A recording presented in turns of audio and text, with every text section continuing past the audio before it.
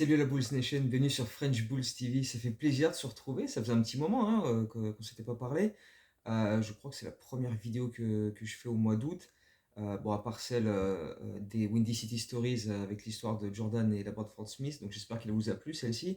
Il y en a d'autres qui sont en cours de préparation et qui vont tomber prochainement. Mais voilà, il s'était pas passé grand-chose au niveau de l'actu. Et puis ces derniers jours, il y a eu pas mal de petits trucs, donc on va revenir un petit peu sur tout ça. À commencer par la signature de Terry Taylor, qui vient compléter le roster, hein, pratiquement. On se rappelle que c'est un joueur qu'on avait fait venir en cours de saison l'année dernière en two-way contract, qui était avant ça aux Pacers. Il avait fait quelques petits bouts de match avec les Bulls par-ci par-là sur la fin de la saison régulière, quelques petites apparitions où on avait vu voilà, qu'il était capable de jouer physique sous les deux cercles, lutter de manière assez solide au rebond, faire quelques post-up plutôt intéressants et euh, jouer de son physique parce qu'il est quand même assez costaud alors qu'il fait pas 2 mètres, hein, il fait moins de 2 mètres, je crois qu'il fait 1,95 de mémoire, là j'ai pas les chiffres devant moi, mais enfin bref, il fait moins de 2 mètres, mais c'est le genre de gars qui paraît plus grand que ce qu'il est vraiment parce que voilà, il a une telle envergure, un tel physique, et puis il sait en jouer. Un peu comme ça fait penser à, pour citer des gars qui sont passés par les Bulls dernièrement, des mecs comme Javonte Green, comme Daniel Tice, ou même comme Alize Johnson aussi, qu'on a eu pendant quelques semaines, il y a 2 saisons de ça. C'est un peu le même délire, le mec, voilà, pas forcément très grand, mais costaud et qui est capable de jouer des épaules, de se frayer un chemin pour aller chercher des rebonds alors qu'il fait moins de 2 mètres. Donc c'est un profil assez intéressant à avoir au bout de son banc, mais après voilà, ça reste un joueur qui ne devrait pas voir énormément le parquet, hein, parce qu'on sait comment ça fonctionne avec Billy Donovan. Hein, tu as 9-10 joueurs grand max dans la rotation et les 5 qui sont au bout du banc, bah, ils sont là, ils font tourner les serviettes, ils passent les gobelets et puis en gros, s'il n'y a pas de blessure ou de blowout, ils ne voient pas vraiment le parquet, quoi. Donc, je pense que les Dalen Terry, les Julian Phillips, les Terry Taylor, tout ça, ça va être au bout du banc, et puis ça va regarder les autres pour la plupart de la saison. Euh, donc, Terry Taylor revient avec un contrat de 2 ans au minimum vétéran, qui ne sont pas garantis. Donc, en fait, c'est un petit peu découpé en plusieurs étapes. En gros, là, pour la saison qui arrive, si au soir du premier match de la saison régulière, et on va y revenir parce que le calendrier est sorti, on va revenir sur ça, si au premier soir de la saison régulière, Terry Taylor est toujours dans le roster, c'est-à-dire s'il n'a pas été coupé d'ici là, il y a 350 000 dollars de son contrat qui sont garantis. S'il est toujours là au 15 décembre, il y a 700 000 dollars qui deviennent garantis, sachant qu'il ne peut pas être tradé avant cette date du 15 décembre. Donc, soit on le coupe, soit il reste là. Après cette date, s'il est encore là au 10 janvier, le contrat devient garanti pour l'ensemble de la saison et il touchera 2 millions et 19 000 dollars. Donc juste un tout petit peu plus de 2 millions de dollars. Et pour la saison suivante, la saison 2024-25, s'il est encore dans l'effectif au 7 juillet, il touche l'intégralité du montant de la deuxième saison qui est de un tout petit peu moins de 2 200 000 dollars. Donc 1 196 000 quelque chose. Donc c'était un peu comme Marco Simonovic cette saison. Si au 7 juillet il était encore dans le roster, il touchait l'intégralité de son contrat pour la saison à venir. Et les Bulls sont coupés le 6 juillet. Donc voilà, c'est possible que ça arrive à Terry Taylor s'il est encore là à ce moment-là. Mais enfin bref. Donc ça nous fait nos 15 joueurs dans le roster principal, plus nos 3 two-way. Donc en comptant évidemment Carly Jones Jr. également. Donc ça fait que Taylor et Carly Jones Jr. euh, n'ont pas des contrats qui sont totalement garantis. Euh, mais à l'heure actuelle, en comptant ces deux salaires-là plus tout le reste, les Bulls sont au-dessus de la limite et vont payer la taxe pour à peu près 350 000 dollars. Pas énorme. Sauf que ça peut encore bouger, évidemment, puisque on a deux joueurs qui ont des contrats qui ne sont pas garantis, qui peuvent être coupés à tout moment. Euh, donc ça devrait bouger à ce niveau-là pour eux. Et puis, bah ouais, on sait que les Bulls vont vouloir éviter de payer la taxe. Hein. Reinsdorf a dit, ça fait bientôt 25 ans qu'il nous bassine qu'il paiera la taxe s'il a une équipe capable de viser le titre. on sait tous que c'est de la connerie, mais alors c'est certainement pas pour permettre d'inclure le contrat de Terry Taylor dans le salary cap qui va payer la luxury tax. Ça, c'est clair et net. Donc voilà, tu peux être sûr qu'il va y avoir du mouvement. On va suivre ça évidemment euh, pendant la saison parce que évidemment là on a à l'heure actuelle tous les contrats en cours, etc. Sauf que le montant total que l'NBA prend en compte pour voir si une équipe paye la taxe ou pas, c'est à la fin de la saison. Donc c'est pour ça que d'ici là, si tu coupes Carly Jones Jr., si tu coupes Terry Taylor et que tu signes d'autres joueurs pour moins cher, peut-être sur des contrats vétérans minimum pour la fin de saison, ça peut peut-être te faire passer sous le cap et du coup tu payes pas la taxe. Donc c'est probablement ce qui va arriver pour les Bulls, mais on aura le temps de suivre tout ça tout au long de cette saison. Et justement, parlant de cette saison, le calendrier est sorti. Alors, mardi, la NBA a dévoilé la partie In-Season Tournament, comme ils l'appellent, donc le fameux tournoi supplémentaire qui est ajouté cette année, une sorte de Coupe de la Ligue, hein, si on peut dire ça comme ça, dont on va quand même rappeler le principe. Tu as 6 groupes de 5 équipes, 3 groupes à l'ouest, 3 groupes à l'est, et donc tu as 5 équipes par groupe, et tu affrontes les 4 autres équipes une fois chacune. Tu as 2 matchs chez toi, 2 matchs à l'extérieur, les mardis et vendredis du mois de novembre. Si tu finis premier de ton groupe ou que tu es le meilleur deuxième de ta conférence, donc à l'est pour les Bulls, tu es qualifié pour la suite du tournoi qui se déroule à Las Vegas début décembre. Donc nous, dans notre groupe, on a Brooklyn qu'on va recevoir le 3 novembre, on a Orlando qu'on va recevoir le 17 novembre, on a Toronto où on va se déplacer le 24 novembre, et ensuite on va à Boston le 28 novembre. Et ces 4 matchs-là vont déterminer si on se qualifie pour la suite, qui, comme je l'ai déjà dit, sera à Vegas début décembre. Donc ça, cette partie du calendrier a été dévoilée mardi soir, donc ça permet toujours d'anticiper un petit peu. Et le reste du calendrier a été dévoilé hier soir à 21h. Et alors, avant d'aller en détail dans le calendrier, gros, gros, gros coup de chapeau à l'équipe qui gère ça chez les Bulls, parce que la vidéo qu'ils ont fait pour présenter le calendrier de la saison, il est exceptionnel. Mais vraiment, c'est juste génial. La vidéo version Pokémon avec des références, mais de dingue. Euh, euh, Wembanyama, euh, le cri de la fille de DeMar DeRozan face à LeBron James, euh, enfin, il n'y a pas Joachim Noah, mais en gros, il y a quelqu'un qui dit on va à Cleveland le 15 janvier au cas où tu prévois des vacances, en référence évidemment à la fameuse phrase de Joachim Noah. Voilà, cette vidéo est exceptionnelle, exceptionnelle. C'est magnifiquement fait. Il y a des super refs et franchement, ouais, ouais, j'ai même eu des gens qui m'ont envoyé des messages pour me dire putain, les Bulls ils ont fait une vidéo de malade et tout, des gens qui suivent pas forcément les Bulls, qui suivent le basket mais pas forcément les Bulls. Je crois que c'est Catch and Shoot qui m'a notifié sur Twitter en me disant là les Bulls vous avez fait fort. J'ai un ami au Pérou qui m'a dit c'est un truc de dingue. Enfin bref, voilà, c'est franchement, si vous l'avez pas encore vu, allez voir parce que c'est vraiment top top. Euh, Maintenant, pour rentrer un peu dans le détail de ce calendrier, donc on commence le 25 octobre à domicile. On reçoit Oklahoma City pour le premier match pro de Chet Holmgren, donc, parce qu'il avait loupé l'intégralité de la saison dernière. Donc là, il sera de retour, sauf évidemment s'il se blesse d'ici là. Mais ça devrait être son tout premier match pro, et ce serait au United Center pour le, le home opener des Bulls. 2 jours plus tard, on reçoit Toronto pour ce qui est une revanche du play-in. Et dès le lendemain, on est à Détroit. Donc premier back-to-back de la saison d'entrée, 27-28 octobre. Premier de 14 back-to-back sur la saison. Donc il y en a quand même une bonne tirée. Euh, En novembre, on a 9 matchs à domicile je crois on a 16 matchs sur ce mois-là. On en a 9 à domicile, donc dont une série de 4 de suite qui est assez intéressante parce qu'on a 2 fois de suite Orlando et on a 2 fois de suite Miami. Dans les 2 matchs contre Orlando, il y en a un des deux, c'est le match pour le In-Season Tournament dont on a parlé tout à l'heure. Et c'est quelque chose qu'on voit de plus en plus, hein. On y avait déjà vu les 2-3 dernières saisons où ils essayent de limiter un peu les déplacements des équipes à droite à gauche. Donc du coup, on va jouer Orlando 2 soirs, enfin 2 fois en 3 soirs. Miami, il me semble que c'est un back-to-back. Enfin bref, voilà. Et plus tard dans la saison, on va aller à Miami, on va aller jouer 2 fois en 3 soirs là-bas aussi, donc ça évite d'aller 2 fois à Miami dans l'année.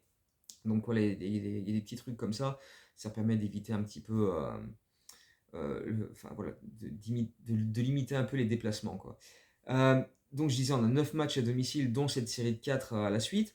On a 7 matchs à l'extérieur, uniquement contre des équipes qui ont été en play-in ou en play-off l'année dernière, sauf Dallas, où on va le 1er novembre. Mais après, tout le reste des déplacements du mois de novembre, c'est contre des équipes qui étaient en play-off, qui étaient au play-in, dont les champions, puisqu'on va à Denver. On va aussi à Milwaukee, à OKC, à Toronto, à Brooklyn, à Boston. Toronto et Boston, c'est les 2 matchs pour le In-Season Tournament.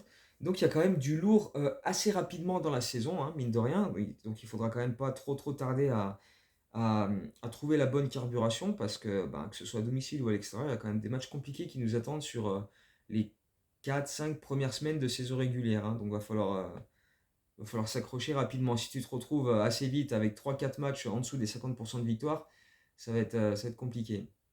Euh, on arrive en décembre où on termine l'année 2023 par 6 matchs à domicile, plus grosse série de la saison, de loin. Mais une série quand même assez coriace, hein. Je crois que ça commence le 20 décembre où on reçoit les Lakers. Le lendemain, on reçoit les Spurs avec l'arrivée de Wembanyama, son seul voyage à Chicago de la saison. Ensuite, on a Cleveland avant Noël, on a Atlanta le 26, on a Indiana et on a Philadelphie pour terminer l'année 2023. Donc tous ces matchs-là sont à domicile. Et pour débuter 2024, on a un back-to-back à Philadelphie le 2 janvier et à New York le 3 janvier. Donc là aussi, pas mal de matchs assez costauds sur la période des fêtes. Et après, pour le reste de janvier, on a pas mal de périodes avec 2 jours de suite où on joue pas. Donc voilà, il y aura des périodes de repos qui permettront de souffler un petit peu. Ensuite, en février, on a 4 déplacements de suite avant le All-Star Game. On va à Memphis, à Orlando, à Atlanta, à Cleveland. Donc pareil, pas simple, hein. Début mars, on a aussi un gros road trip à l'ouest. On enchaîne en l'espace de 6 jours Sacramento, Utah et Golden State en back-to-back et les Clippers. Donc pareil, la semaine là, elle va être assez costaud. Mais on termine le mois de mars, enfin en tout cas on enchaîne avec 7 des 9 matchs suivants au United Center. Et on arrive au mois d'avril où il restera 7 matchs à disputer, mais sur les 6 derniers matchs de la saison, tu as 3 fois les Knicks. 2 fois à domicile, même pas à la suite en plus. Et le dernier match de la saison régulière qui sera le 14 avril au Madison Square Garden de New York. Donc ça risque d'être assez intéressant. Mais voilà, donc un gros calendrier pour nous. Comme on l'a dit, ça va débuter fort. On a 14 back-to-back, on a beaucoup de déplacements contre des grosses équipes dès le mois de novembre. Donc voilà, tout le calendrier est déjà disponible sur le site, hein, avec l'ordre des matchs. La pré-saison aussi, on a 5 matchs de pré-saison, dont 2 fois Denver. Donc voilà, tout est déjà euh, mis à jour sur le site. Donc dites-moi, parce que si jamais vous prévoyez d'aller faire un trip à Chicago, d'aller voir un match ou voilà, dites-moi, ça peut être toujours, c'est toujours sympa. Et surtout, restez connectés parce que je travaille sur une vidéo que j'ai envie de poster prochainement et sur laquelle je bosse depuis un petit moment. Parce que plusieurs personnes à droite à gauche m'ont demandé ah, j'aimerais bien aller à Chicago, comment on fait, etc. pour les places, pour des trucs. Et donc, du coup, j'ai prévu prochainement. J'espère faire ça la semaine prochaine, une vidéo euh, road trip à Chicago pour expliquer voilà comment y aller, les bons coins, les trucs à visiter, comment prendre ses places pour les matchs des Bulls ou autres, etc. Donc voilà, je vais essayer d'être le plus comment dire, le plus précis possible sur ces vidéos-là. Et si ensuite il y a des questions, ou même si d'ici là vous avez des questions, je les incorpore dans la vidéo et on se fait ça. Mais voilà, si vous avez prévu peut-être un voyage à Chicago cette année, n'hésitez pas à me le dire. Si vous me dites, ah tiens, je vais aller voir tel match et tout, ça peut être, c'est toujours cool de voir des fans faire le voyage pour les United Center. Donc voilà, dites-moi ça et puis euh, voilà, j'essaierai de faire cette vidéo prochainement pour donner le plus d'infos sur comment vivre au mieux son expérience à Chicago. Euh, voilà, donc ça c'est la partie Bulls. Et il y a une partie aussi internationale sur laquelle je voulais revenir un petit peu, puisque mine de rien, on est à une semaine maintenant du début de la Coupe du Monde, de la FIBA, puisqu'elle débute vendredi prochain. Et on aura deux représentants, oui, deux, parce que Vucevic est retourné avec sa sélection du Monténégro après 4 ans d'absence. On l'a vu jouer récemment à Montpellier contre la France, notamment, euh, en- dans les matchs de préparation. Et donc, il fera partie de l'équipe du Monténégro à la Coupe du Monde à partir de vendredi prochain. Et on a également Carly Jones Jr., qui a été naturalisé au Sud-Soudan, enfin au Soudan du Sud plutôt, et qui a disputé lui aussi quelques matchs de préparation, qui a fait ses débuts avec cette sélection. Il a été naturalisé il y a ouais, quelques semaines de ça. Le Soudan du Sud, qui est un pays relativement jeune, parce que de mémoire, le Soudan a été divisé en deux, et cette partie a été appelée le Soudan du Sud il y a peut-être 7-8 ans de ça, un truc comme ça, enfin c'est très très récent. Et donc ils disputent leur première Coupe du Monde, et le président de la fédération n'est autre que Lu Holdeng, qui est évidemment natif de cette partie de l'Afrique. Donc voilà, ça va être aussi intéressant à suivre, à voir un petit peu Carly Jones Jr. qui avait été blessé au poignet pendant une partie de l'été, on avait vu des vidéos où il shootait à une main et il avait l'autre main dans le plâtre. Donc maintenant tout va mieux, il a pu jouer dernièrement, il va disputer cette Coupe du Monde, et puis bah voilà, ce sera intéressant de suivre un peu ses perfs, voir où il en est, et voir quelle incidence ou pas ça aura sur la suite de son aventure aux Bulls, une fois que le training camp va débuter fin septembre. Et puisqu'on est dans les matchs internationaux, donc il y a cette Coupe du Monde qui débute la semaine prochaine, donc beaucoup d'équipes qui font des matchs de préparation, mais il y a aussi également dernièrement des matchs de qualification pour les Jeux Olympiques de l'année prochaine qui sont évidemment à Paris. Et dans cette optique, on a pu observer la Turquie d'un de nos joueurs en tour et contract, à savoir Honoral Bitim, qui lui a terminé premier de son groupe avec la Turquie, avec 3 victoires en 3 matchs, et qui donc poursuit son parcours pour tenter de se qualifier pour les Jeux Olympiques. Alors, il n'y a pas eu un temps de jeu extrêmement mirobolant, c'est pas une option prioritaire dans l'équipe nationale turque, hein. Il passe quand même largement derrière des Şengün, des Yurtsever qui joue à Miami, des Korkmaz qui joue à Philly. Mais il a quand même voilà, signé quelques highlights intéressants avec des dunks puissants, des 3 points, etc.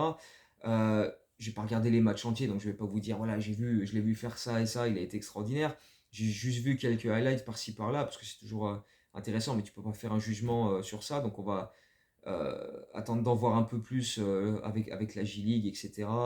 Il aura peut-être du temps de jeu sur les matchs de pré-saison avec les Bulls, donc on aura l'occasion à ce moment-là d'en voir un peu plus. Mais clairement, le mec est capable de claquer des dunks d'une espèce de violence. Je l'avais dit, quand on l'avait signé, il a quand même gagné 2 fois le concours de dunk en Turquie. Alors je sais pas si c'est des concours qui sont extrêmement relevés en termes de niveau, mais en tout cas, il en a gagné 2. Et tu sens que le mec, il a du jump. Ouf, ouh, il a de la dynamique dans les jambes quand même. Donc ça peut être sympa à suivre. Après, il faudra voir ce qu'il est capable de faire à part ça, mais voilà, c'est un début assez intéressant et comment dire, spectaculaire.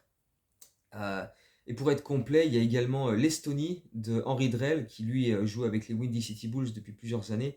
Et l'Estonie également est bien a bien débuté sa campagne avec 3 victoires en 3 matchs dans leur poule pour voilà, continuer d'espérer de se qualifier pour les Jeux Olympiques. Il y aura d'autres matchs de qualification qui sont prévus je sais plus quand, 2024, en janvier ou février, quelque chose comme ça.